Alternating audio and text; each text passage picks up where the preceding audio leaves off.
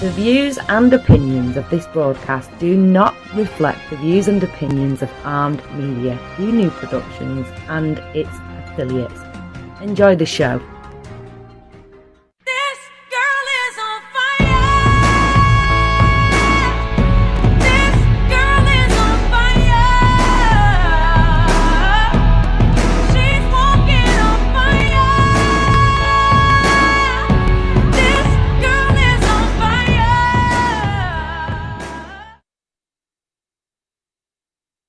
Yep.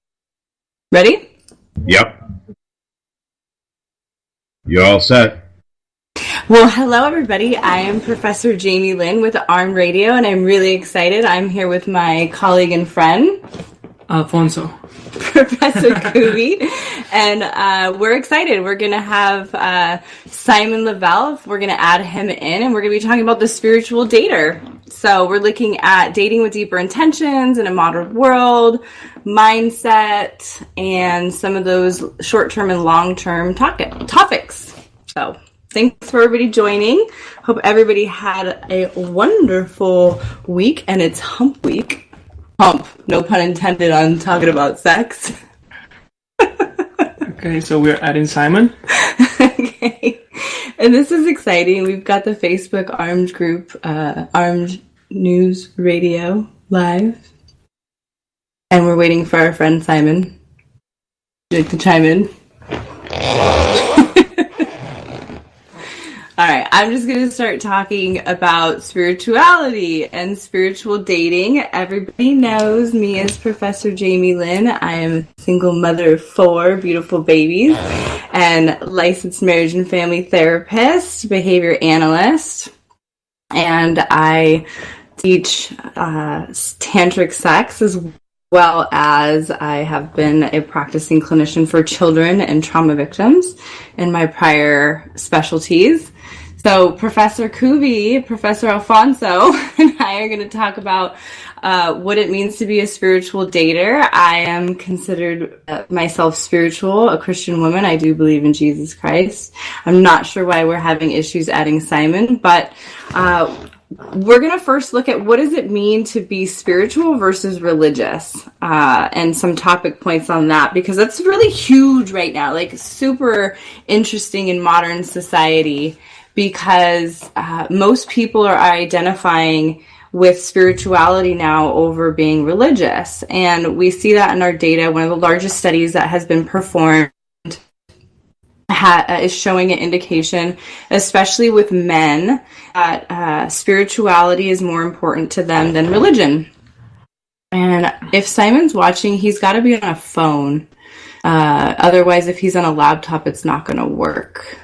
So if Simon's listening, yay! He's here. Hi, can you hear us?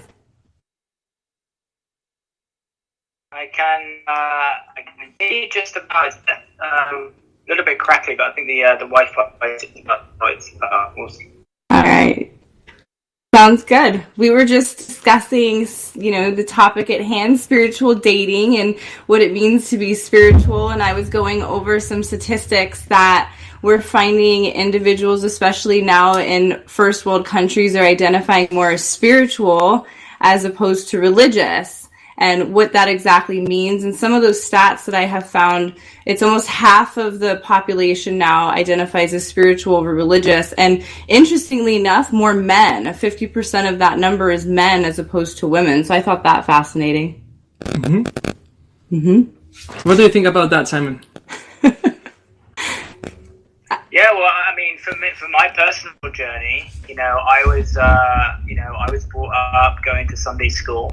And I eventually just really kind of, stopped that practice for a long time when I was in the depths of my challenges and drug abuse and destructive behavior. And I just, I kind of got out of touch with any kind of like religious connection. Does that make sense? And then for me, as I started to grow,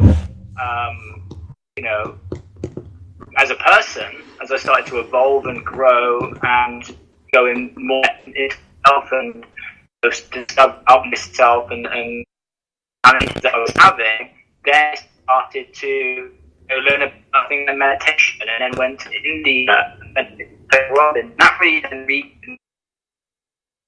did this spiritual path. Been an incredible journey. Hey Simon, we're having a little bit of connection problems with the Wi-Fi on your end. And we really want to hear you, and I really want you to tell our listeners a little bit more about yourself and who you are and your journey and your story, the topic at hand. So hopefully your Wi-Fi continues to be solid. I don't know what's going on. It's normally absolutely fine. It's fine on my end. You've been coming through. I apologize for that. It's kind of... I seem to have full connection on my side. So. Okay, we'll just keep plowing through. So again, for my guests on ARM Radio, this is Simon Lovel. Am I saying your last name correctly? Lovel. Lovel. Okay. I like just reading love and then adding L. I think that's why I keep saying Lovel. But okay, Lovel. Can you tell us a little bit more about your background and how you got interested in spirituality? Yeah, so for me, as I was mentioning, I had a really tough upbringing. At the age of 13, I was kind of heavily bullied, and an event happened at school where, I bumped into this guy, and then he said I touched him inappropriately, and from my life was kind of hell. And from 13 to 16, I was, heavily bullied. And it was a really dark space for me, and I just went through these kind of addictions and these challenges, and I was living two lives. I was just in this space in my life where I just was unaware of myself. I had all of these negative habits. I had to hit rock bottom in order to get out. So for me, it was one Christmas time, and I'd been partying the night before, and it was Christmas morning, and I was meant to be at my sister's house at lunchtime, and I just remember walking into the house and going to my nephew's bed, getting in bed, and he was downstairs with the family, and I was completely wiped out. And I woke up and I'd slept through Christmas dinner. I'd slept through time when my niece and nephew were swimming. And I was ashamed of myself, and I said, and I had this massive calling, and sometimes I get massive calling to do something different and to be someone different. And I had this calling, like, you want to be someone? What the hell do? And so I made a decision. I made the decision to move out of the area I was living in to create a new life for myself, and that's really where things started for me. I can remember Robbins' Personal Power 2 program and really starting to get motivated and inspired. And for me, once I started meditating, once I started to get really more connected, started to get more internal in a good way, really started to ask myself those questions of how to be a better man. And really it was about getting back the layer. And there's a quote, which is, oppressed is the need for deep depth from the thing. And I was just playing with these different characters. I had these masks on, and I didn't want to live the life that I was living. And so I had to dig deep. I had to start to this whole search, to start to evolve as a person. If I had continued on that path, I didn't know where I would be. And so thank you for sharing that. That was amazing and heartfelt and, intimate knowledge and sharing about your personal journey. So thank you. And where would you say for you the spiritual piece came in? Did you feel like it came in internally, or has some people would report externally? What was that spiritual aspect like for you?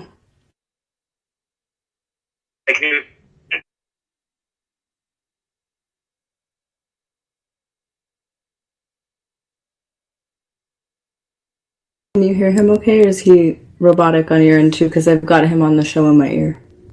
Yeah, he's robotic. Okay. You can't hear him on the radio. We cannot hear him on the radio? No, I can't hear him. It's coming through really choice. Okay. There he is. Yeah, if you could read the question. If it's okay, Simon, because the radio show can't really pick up anything, you're going in and out and robotic, I'm going to end this here. Let's try again one more time, and we'll just keep going with the show. Okay? Just okay. Can you try that? I didn't get it. Okay, so I'm going to continue on the radio show for our listeners so we continue the fluidity of that.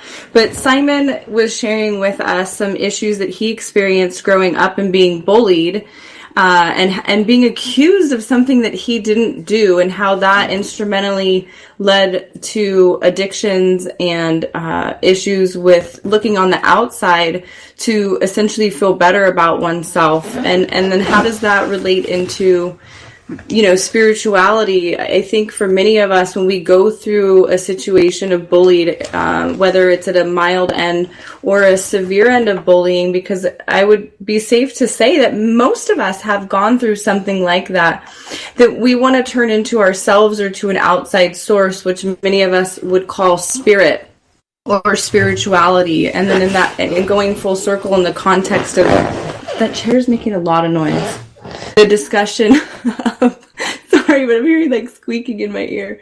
The discussion of religion, but that religion really is a community or a communal doctrine where you go to a location, a church, a mosque, a temple that's organized in some ways. And then you try to, I think, find yourself or find the outside spiritual soul felt peace to feeling better about oneself, to coping with the external stress on the outside as well as the inside and some of those negative self-talks.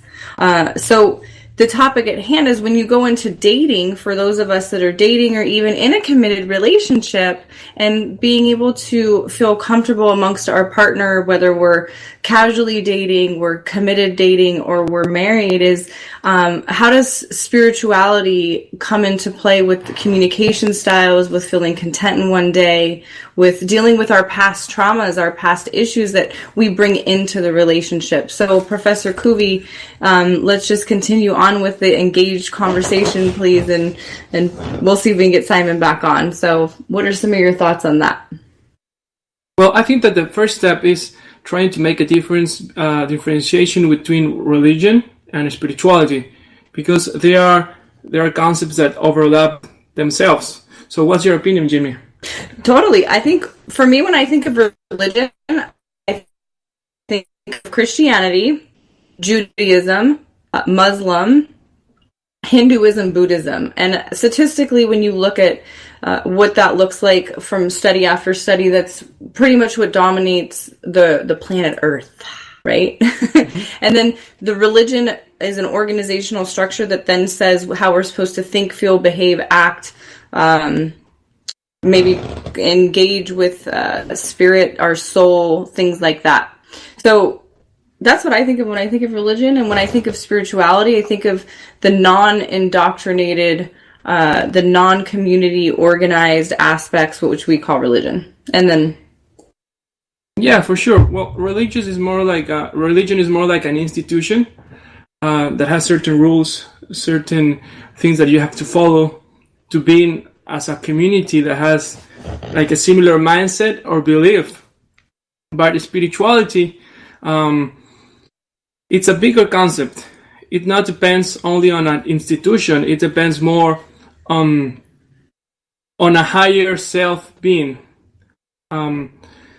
How you see your life, and having a meaning and a purpose that is bigger than yourself, that contributes to humanity.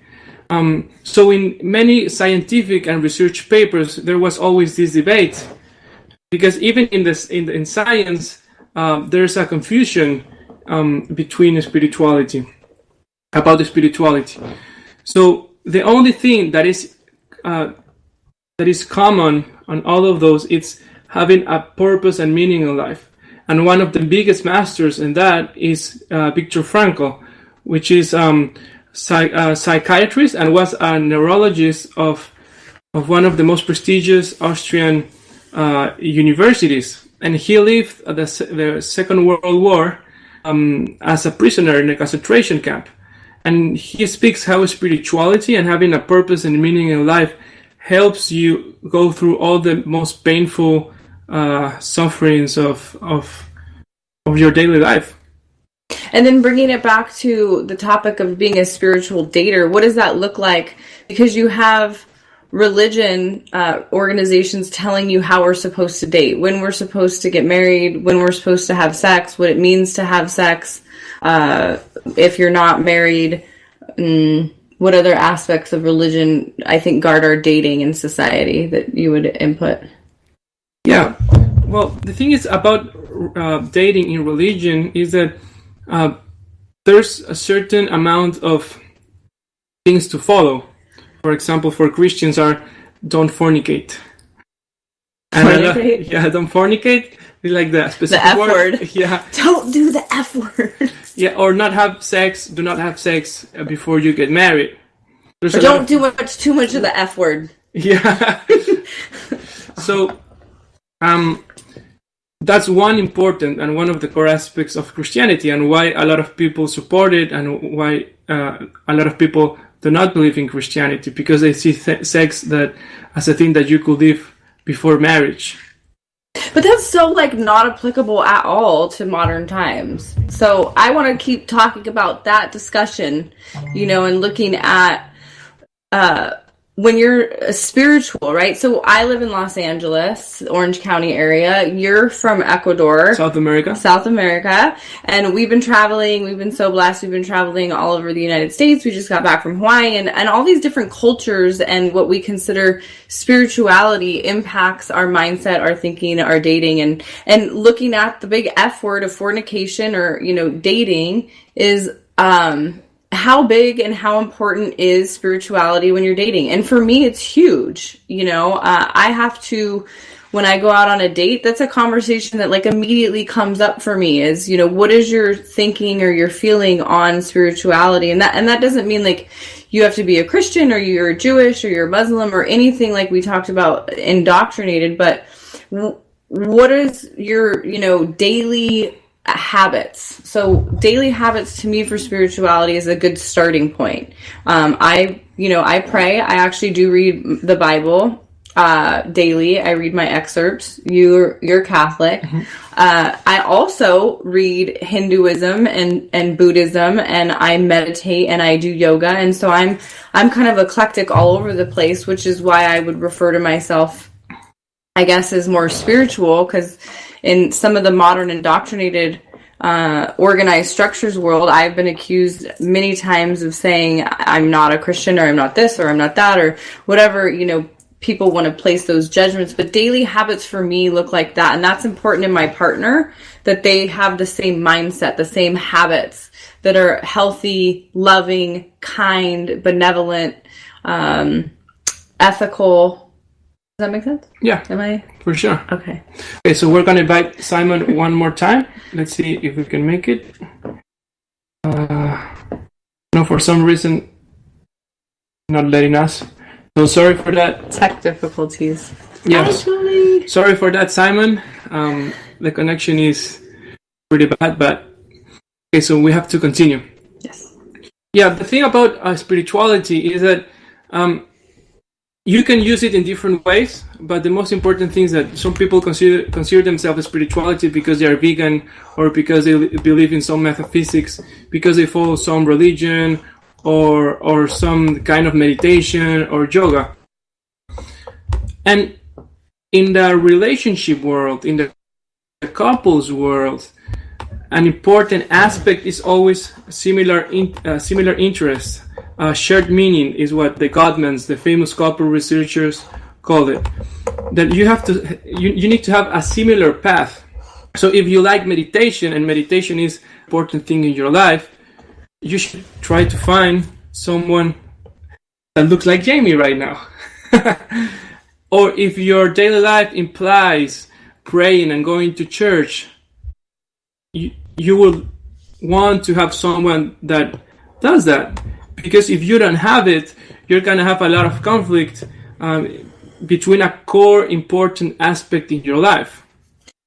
Yeah, and that's true. And I want to bring up something that's even, I think, more important that Gottman and some of these, researchers that have been around for decades talk about is communication. So if you're a certain religion or spiritual orientation, that's going to impact your communication. But basic communication skills within a relationship, I think, are a big starting point. So if you have overall a communication style and pattern that during conflict or during a disagreement, whatever the topic at hand may be, but I'm going to be loving and kind and open with you when we have some kind of experience, whether it's a past trauma experience coming into our own internal interpersonal world, or it's a communication because finances went awry within our relationship, or the partnership feels like you're not getting your needs met. If you look at the 5 love languages, and you've got physical touch, gift giving, words of affirmation, quality time, and what's the 5th one? Words of affirmation, physical touch, quality time, Gifts. acts of service, so if you're not balanced in having your own interpersonal, your inner spirit, your inner soul getting what it needs and flourished, and then you're trying to communicate that with your partner, whether you're in a short-term dating or a long-term dating or a marriage, that's going to impact the relationship. But going back to the spiritual dater, is yourself as a spirit, as a soul, as a being. Yeah, for sure. And another point is to be honest with yourself, what you really want in the dating pool. And being honest is the most difficult aspect. What do you want to do? Just date and have sex? Or do you want a long-term relationship? And when you choose that, it's what couple therapists or couples experts call dating with intention. Let's talk about that. That sounds fun and exciting for our listeners and our viewers. Dating with intention and spiritual dating. So, is it okay to date and your intention is short term? Even though you're spiritual, you're seeking, a spiritual connection. But if your intention is short term, is that okay? Or if you're a spiritual dater, does it mean that your intention has to be long term, that I'm looking for a life partner, monogamy?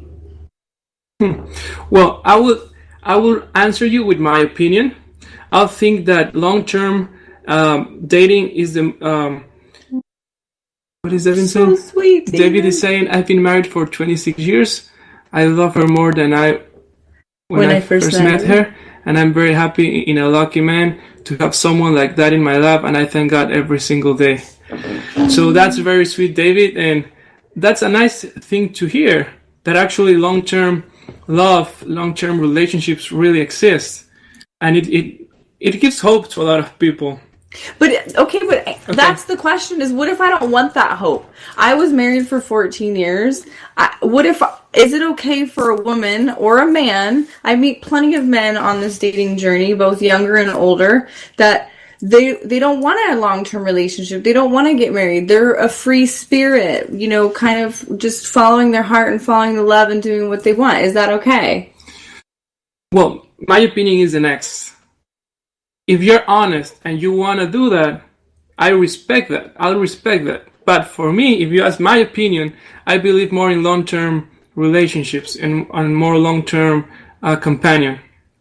And it's also backed up by Helen Fisher research. She's considered the couples biochemical expert in the world right now.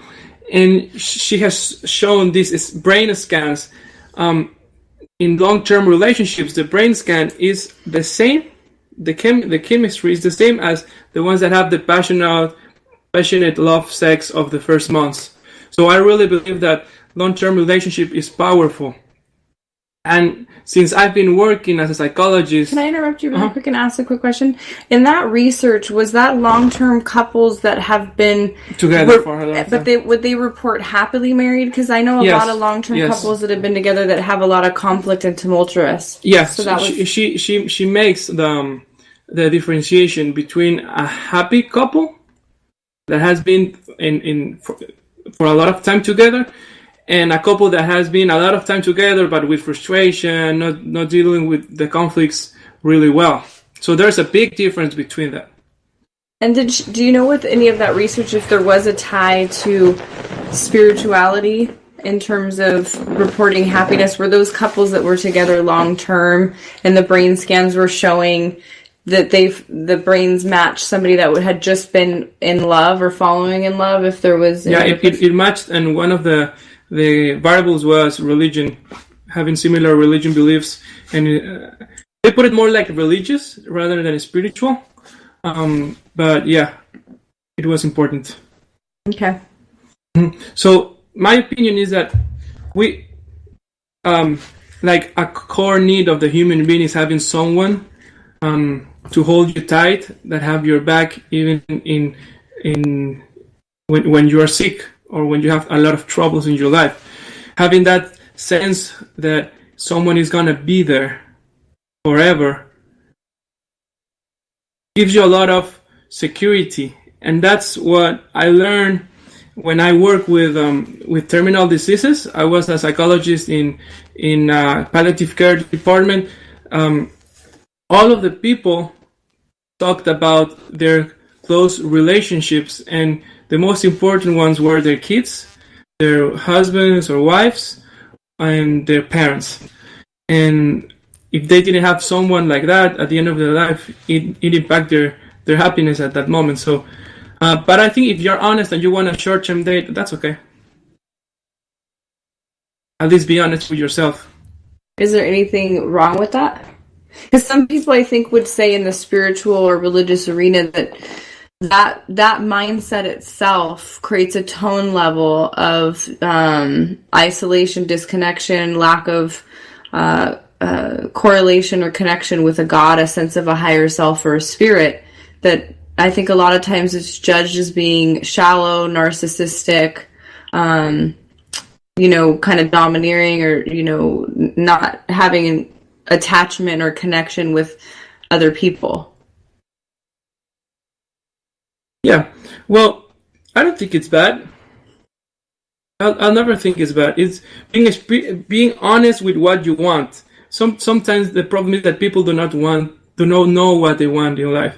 They have short-term sex, but then they talk about I want a person that is with me every day, and they start like being emotional. And for example, me as a therapist, I saw that almost every day, like people having a lot of sex, but they wanted something different.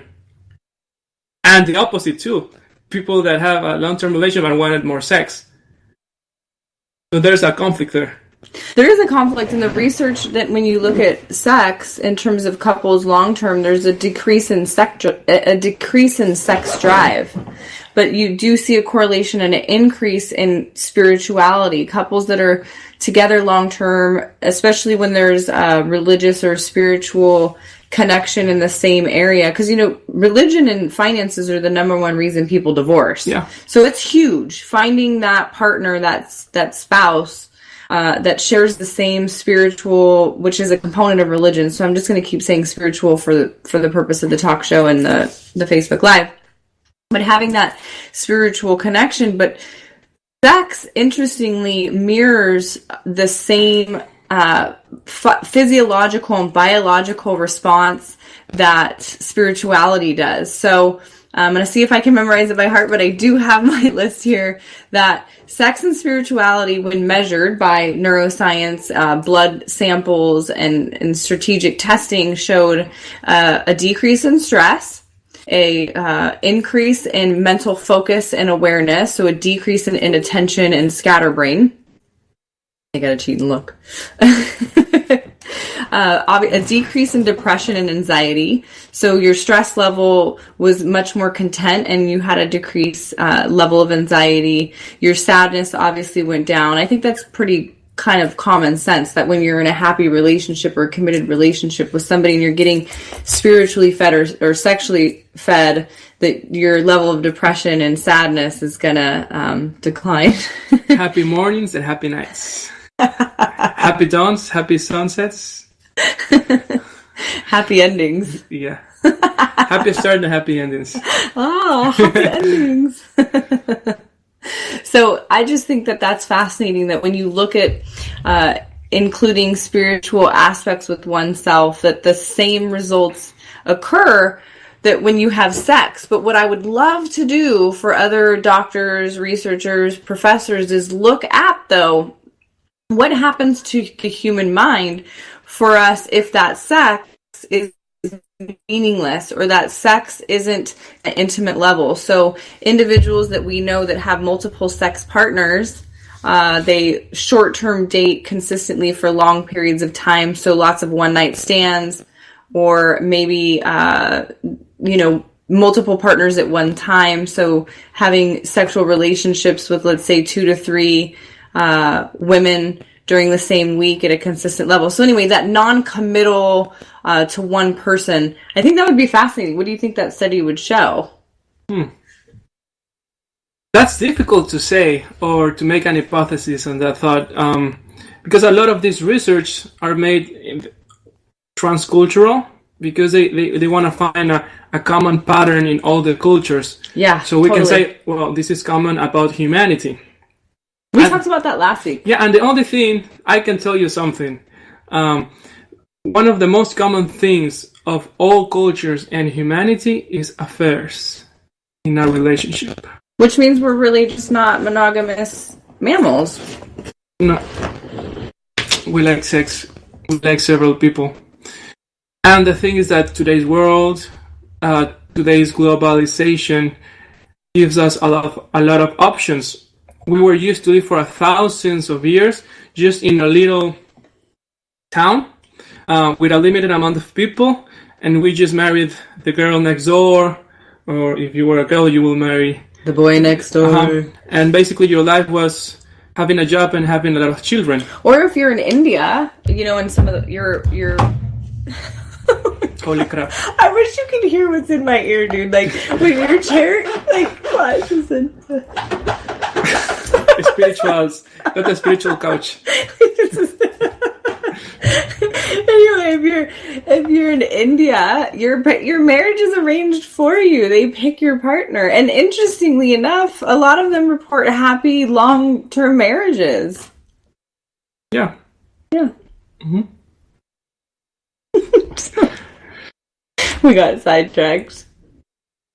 Okay, go ahead. Finish what you were saying. I remember it was about different cultures across different regions. Yeah, to make an hypothesis about the different thoughts in these areas really, really difficult. Most of these research that we are saying about the brain scans and statistics have lasted like 20 years to just publish the results.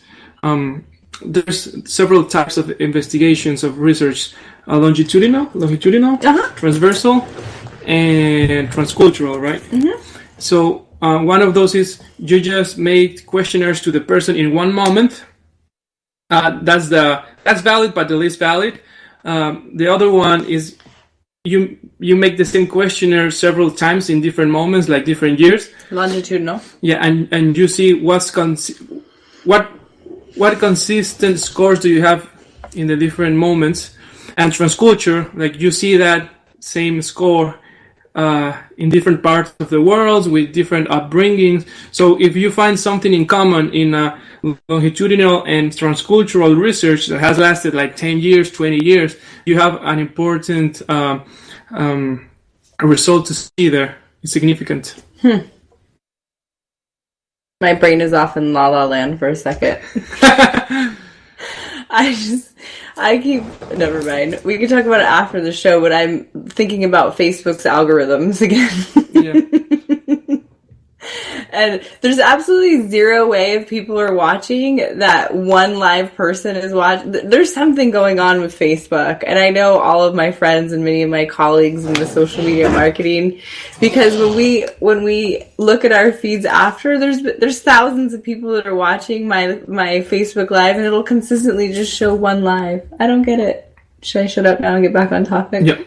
Fine. Thanks. Okay, so this is a good time to talk now about spiritual dating, and let's give some amazing knowledge on spirituality. So spirituality from a why are you laughing? I'm just smiling. I'm being spiritual. Who's that? But from a psychological perspective, I mean, all of our listeners, like, take advantage of us. How many people get a whole hour to pick the brains of a, veteran clinician and behavior analyst and a clinical psychologist? So please call in the radio show, ask away questions.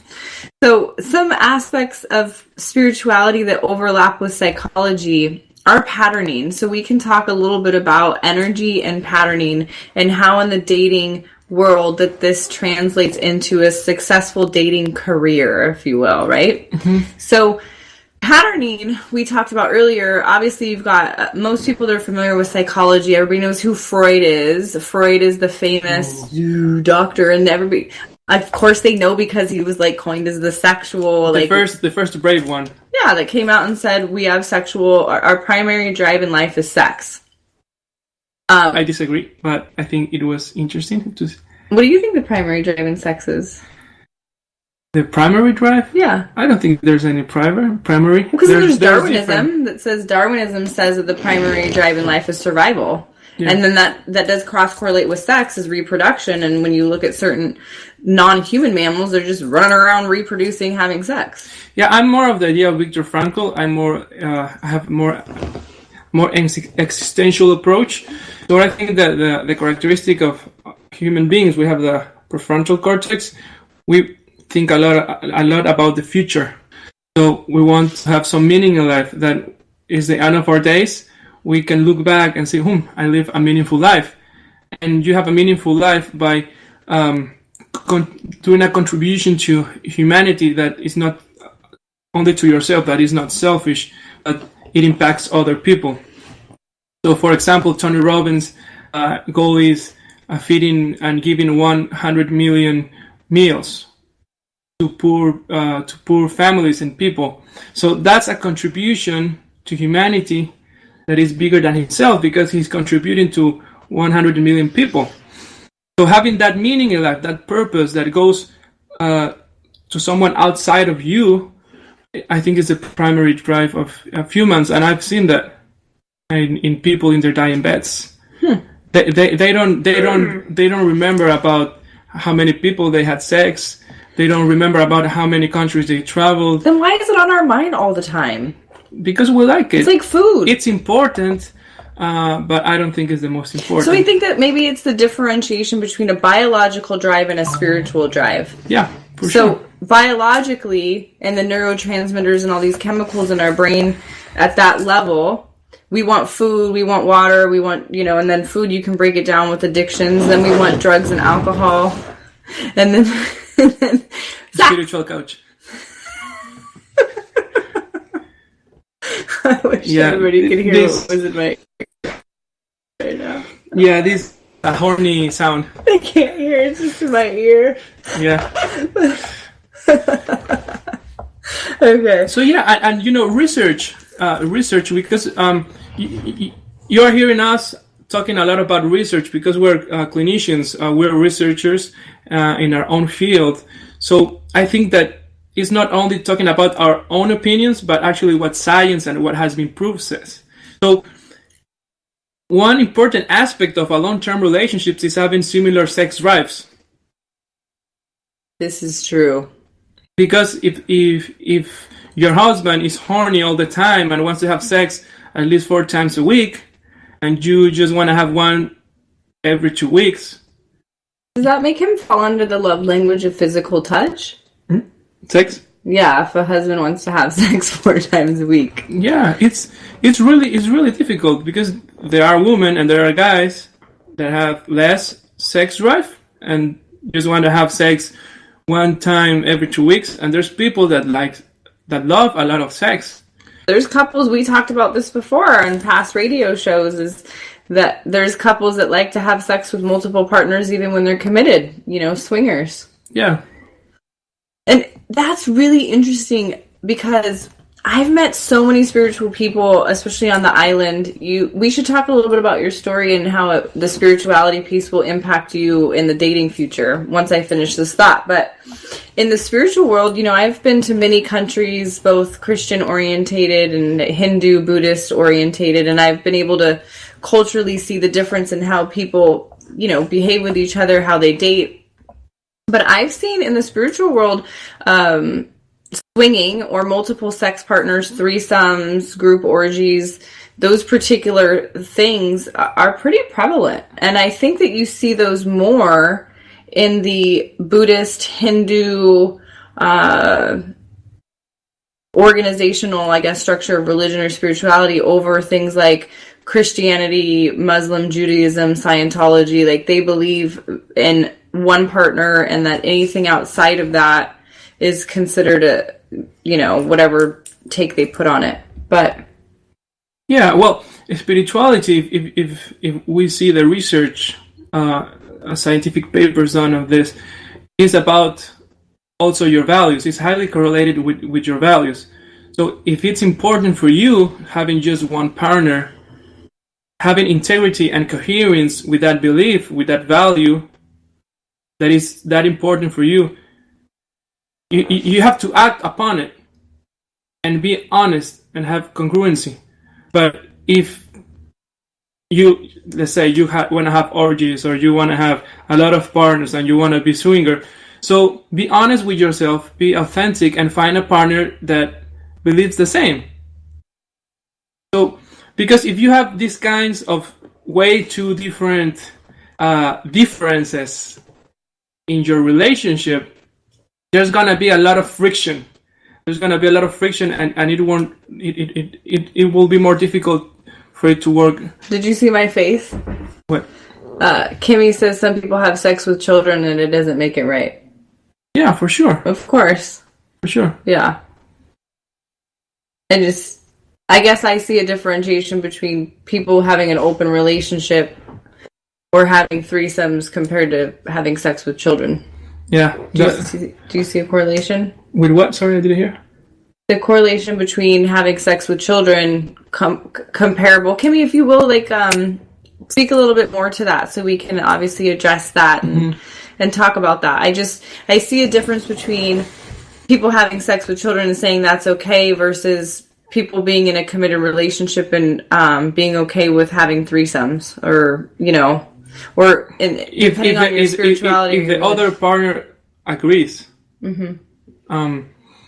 Because if you're doing that and your partner doesn't agree, and you're already in a long-term relationship where it won't work out. And not that we're saying that that's okay, we're condoning that. We're just, the research in marriage and family therapy and clinical psychology is very solid, and I think this is common sense that you should marry or date somebody within your same path spiritually or religiously. So if you're a Christian and your value system is to follow Christ and doctrine according to, even Christians have different denominations and rules that govern your daily actions as that a couple that's growing in the faith of God and the Lord, then obviousobviously you're not going to be in a Hindu or a Buddhist or what is the one they're Christian? Oh my God, Latter-day Saints? Mormons? Mormons. They're polygamous. They're allowed to have more than one wife. Muslims are allowed to have more than one wife. So that is actually like a very interesting point, right? Is you should be equally yoked. Yes, Dennis, you should be equally yoked. What's for yoked? Sure. It's a the South American is not understanding the word joke. So my friend Dennis actually from church said you should be equally yoked. So that means that what we're saying, that we should have the same thought process, the same value, the same ethics, the same spiritual drive and orientation. Yeah. I mean, obviously, if I'm if I'm practicing Hinduism and I date a Christian, I mean, that would be a great study in and of itself. Like how does that work? Or if I'm a Christian, I date somebody that is spiritual, which has happened because I'm spiritual, but I believe in Jesus Christ. I mean, I follow. Stop moving. Whatever. I don't want to talk about myself. We're going to talk to third party. Sage says. Well, but if you ask my opinion, I believe more in long-term relationships and monogamy. That's my opinion. But here we're talking in the clinical and couples and marriage and therapy research. Look, I believe in long-term monogamy too, but I also believe that I have to find the right partner to commit myself to that. And so along the way, I think many people feel that casual dating is acceptable. And then that question lies in, is casual sexual relationship within that dating acceptable? It kind of funnels down, right? Yeah. And other thing that so Kimmy, she said that sex with multiple partners doesn't make it healthy living. Why marry if you're going to be with someone else? I'm from a long line of Mormons. Grandfather with multiple wives, my grandmother. Oh my gosh, that's amazing. See, Kimmy, you spoke right to it right while I was kind of making that intuitive connection. I would love if Kimmy wants to come on. We're having some technical difficulties with Simon. Hopefully we can reschedule with him because he's just amazing, wealth of knowledge. He's spiritual. He's hustler. really smart. Yeah, we love Simon. Yeah. But sorry, Simon. Kimmy's making some great points. So it doesn't make it healthy living. And that's the interesting part, right, Kimmy? Because it's in the eye of the beholder. Mormons who practice as Christians, and that's, people have gotten into debates about that. They say that it's acceptable to have multiple wives. Interestingly, it's not acceptable to have multiple husbands, but... does that make it? And those wives are equal participants, right? They are saying that they are okay with marrying a man that has multiple wives and living that lifestyle. So does that make it healthy? I mean, that's debatable. I think many people would say no, and some people would say yes. You actually said yes. You said as long as you're open and honest, then it's okay. Yeah, I think we sometimes focus too much on monogamy or polygamous. I think that focus should be what matters to you, what is important to you, and being courageous enough to be honest and live by that without affecting the other person. Because there's some people that want to have multiple partners and are not authentic, and they meet another person that wants long-term relationship, and they don't tell the other person that they want polygamy, they want multiple partners. So they have this long-term relationship while having a hidden multiple partnership life without telling the partner that just want one. Mm-hmm. So the thing is being authentic with the person that you're dating or having a long-term relationship. And if you match in that aspect, that is important. So I think you will be happier. I mean, I see that point, but then you've got other people that have their opinion and on judgment. And I mean, we can talk a little bit about we were talking about cougars, older women that date younger men. Mm-hmm. Is that acceptable? I mean, where do we draw the line in the sand? I mean, modern society now says that 18 makes you an adult, but 100 years ago, you were married and having children at 12, as soon as you started your menstrual cycle, that made you an adult. So now, through the evolution of humanity and organized religion and government and mindset, we say that 18 is an adult. So is it acceptable for an 18-year-old to be dating or have a relationship with a 40-year-old? My dad's wife is 25 years younger than him, If both partners authentically agree to have that life, I think it's okay. At least they're being honest with themselves. If both agree without any pressure or pression of any sort. So I want to stay with Kimmy because she's got some great points. I know. Kimmy said, so imagine a woman saying to her husband, I need a man to fix my roof, a man to fix my washer, and a man to have sex with more often. Would that go over well? Go over? Yeah, so she's saying, would that be acceptable? So it's kind of like in that, I need a wife. I need 5 wives. I need one that does this for me and one that does that for me and one that does this. Yeah, the thing is that in long-term relationships, you make a pre-commitment. Mm-hmm.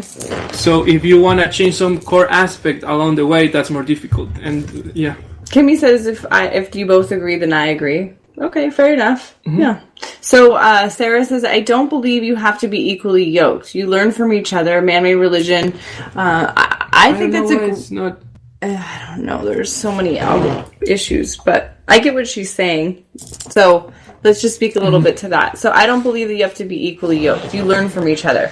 I was kind of touching on that when you're dating somebody, it's nice to date somebody that doesn't have the exact same belief system as you. You don't want it to be too far off, but you can learn from each other and grow from each other. And if there's that aspect while you're dating or married to somebody, then why not? I just think it's interesting to see maybe if we have any people that are, let's say, Muslim married to a Hindu. Does that really happen? Or a Christian married to a Buddhist?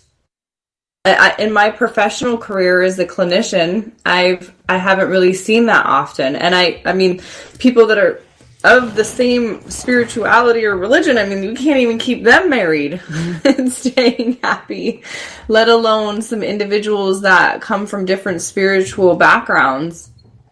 I was going back to my topic earlier, is like learning communication, you know.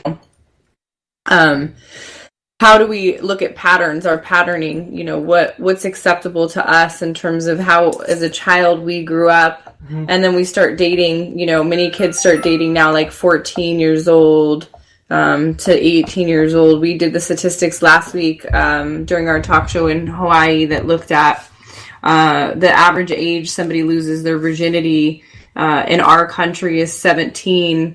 And Malaysia had the oldest age, which was 23 years old.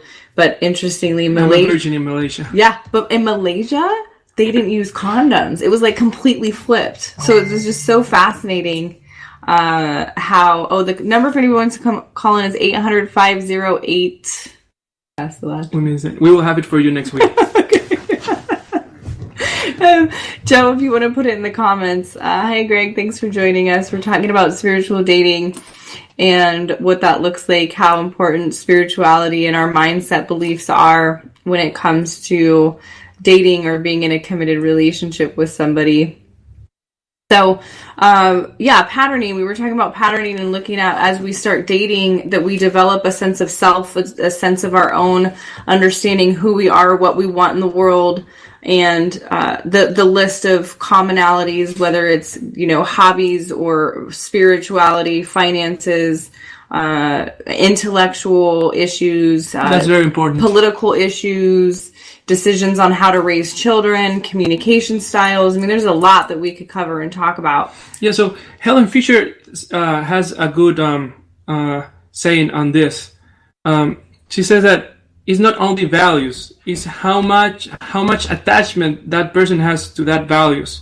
So you can say you're Hindu, you're Muslim. Okay, but how much attachment do you have to Muslim and its teachings? Because there's really Orthodox Muslims that follow really strictly the rules, and other Muslims that do not. So I can say that I'm a Buddhist, but I'm not a Buddhist. I don't live like a Buddhist.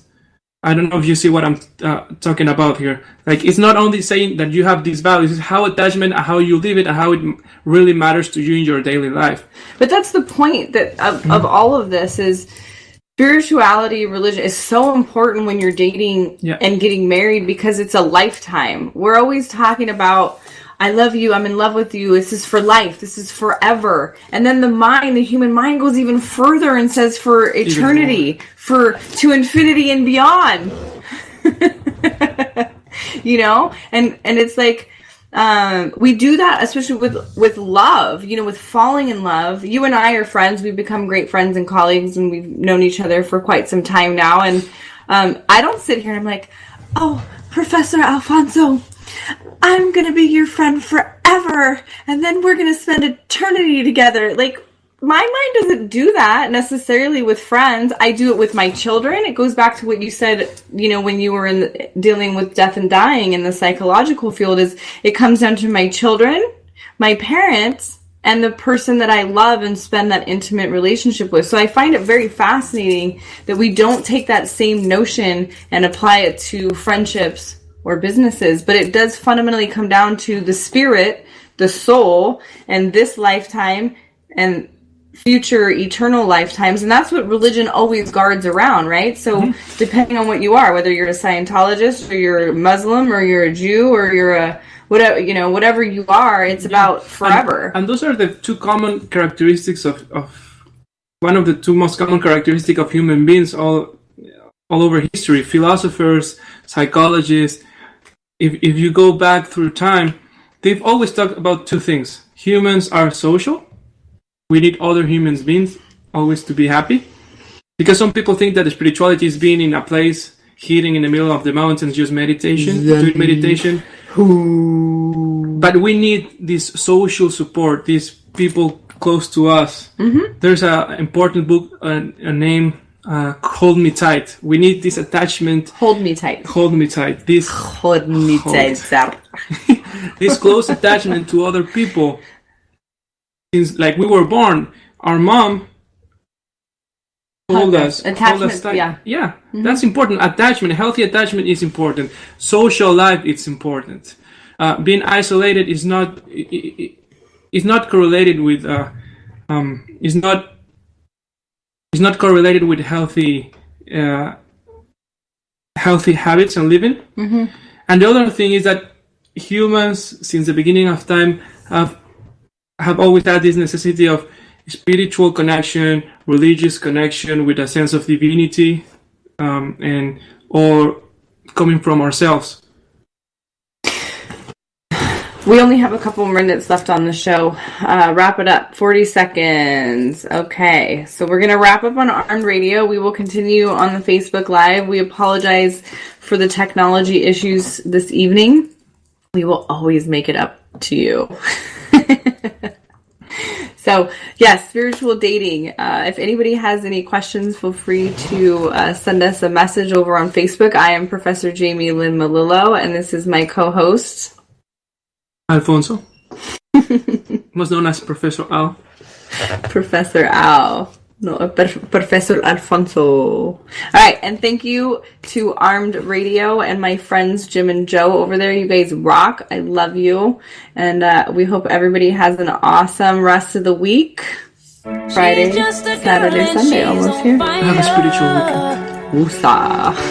Hotter than a fantasy, lonely like a highway. She's living in a world and it's on fire, filled with catastrophe, but she knows she can fly away.